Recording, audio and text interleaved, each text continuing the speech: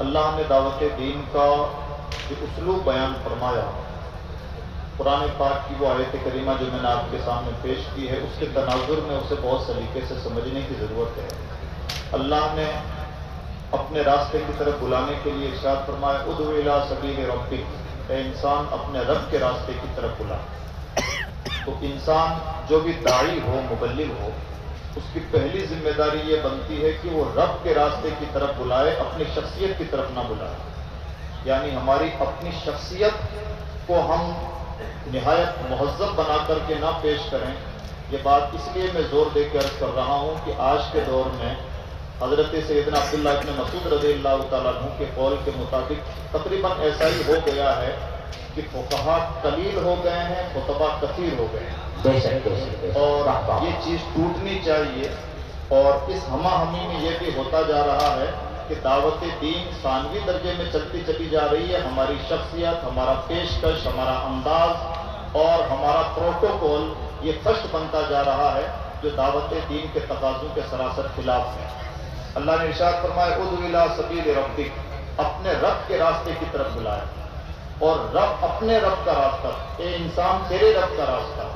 تو جب ہم دعوت دین دیں، لوگوں کو اللہ کے راستے کی طرف بلائیں، تو اس وقت ہمارے اندر اور زیادہ خشوع و خضوع پایا جانا چاہیے اور اپنائیت کا احساس پایا جانا چاہیے کہ ہم کسی کا کام نہیں کر رہے ہیں، میرے اپنے رب کا میں کام کر رہا ہوں۔ سبحان اللہ۔ یہ تصور پختہ ہوگا، دعوت دین میں اتنا درد پایا جائے گا۔ اور اس کا بہترین اگزامپل ہے حضور حافظ ملت، نہایت عظیم اگزامپل ہے حضرت مفتی اعظم ہند علیہ رحمہ۔ بلکہ انہیں لوگ کہتے تھے کہ حضور آپ کے لیے اس طرح کے آرام کا انتظام نہ کیا، جلسے والے گاڑی کا بھی انتظام نہ کر سکے۔ تو جواب ملتا، گاڑی کا انتظام تو دور، ان کی مہربانی کی جمع ہو کے مجھ سے میرے محبوب کی باتیں سن رہے ہیں۔ آج اس وقت پیدا ہوتا ہے جب بندہ رب کو اپنا رب سمجھے۔ اور اس کے بعد میں اللہ نے ارشاد فرمایا، بالحکمہ، حکمت کے ساتھ بلایا جائے۔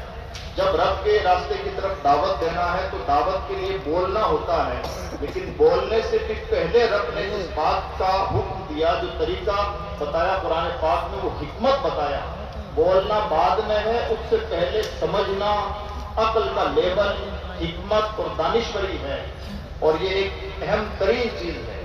بلکہ قرآن پاک کے مطابق اللہ حکیم ہے، قرآن پاک کے مطابق رسول حکیم ہیں، اور ایسے حکیم ہیں کہ وہ معلم حکمت ہیں۔ تعلیم کتاب اور تعلیم حکمت کے لیے انہیں بھیجا گیا۔ اللہ کی کتاب حکیم ہے، اللہ کا دین دین حکمت ہے، اور حکمت مومن کا ایسا گمشدہ مال ہے کہ جہاں کہیں بھی مل جائے مومن کو اسے اچک لینا چاہیے۔ یعنی ایک مومن کا حکمت سے نہایت گہرا رشتہ ہوتا ہے۔ مجھ سے طلباء نے بھی سوال کیا کہ پرابلم تو بہت سارے ہیں، پرابلم کا حل کیا ہے؟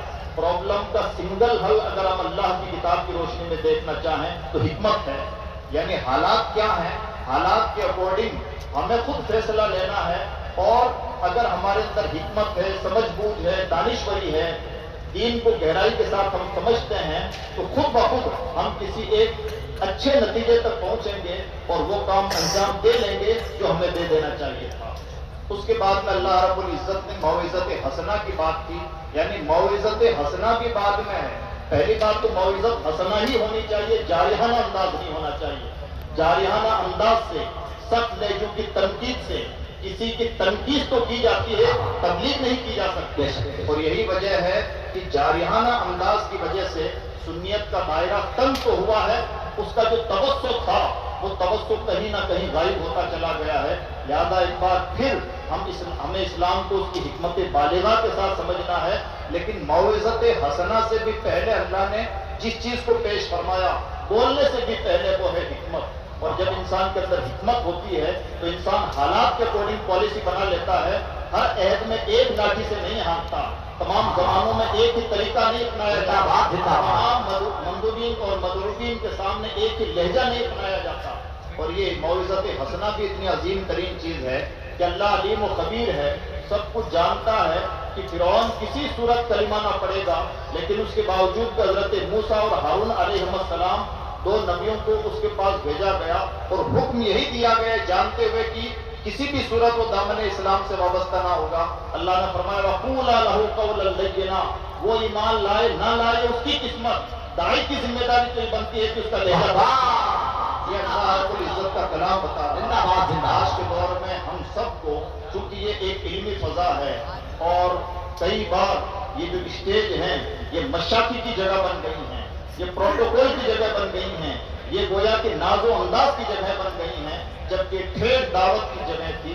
इसलिए अजीज दोस्तों, ये जो उसलूब अल्लाह की किताब ने पेश फरमाया है, तीसरे दर्जे में इरशाद फरमाया, अगर कहीं मुजादले की नौबत आज भी जाए तो वहां पर भी हुस्न ज़ाय नहीं होना चाहिए।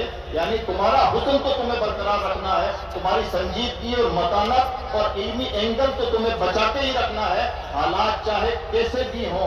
और जब दाई इतना कुशादा ज़र्फ होता है और इतना दानिशवर और हकीम होता है तो हालात मुश्किल से मुश्किल हों वो भी साजगार होते चले जाते हैं।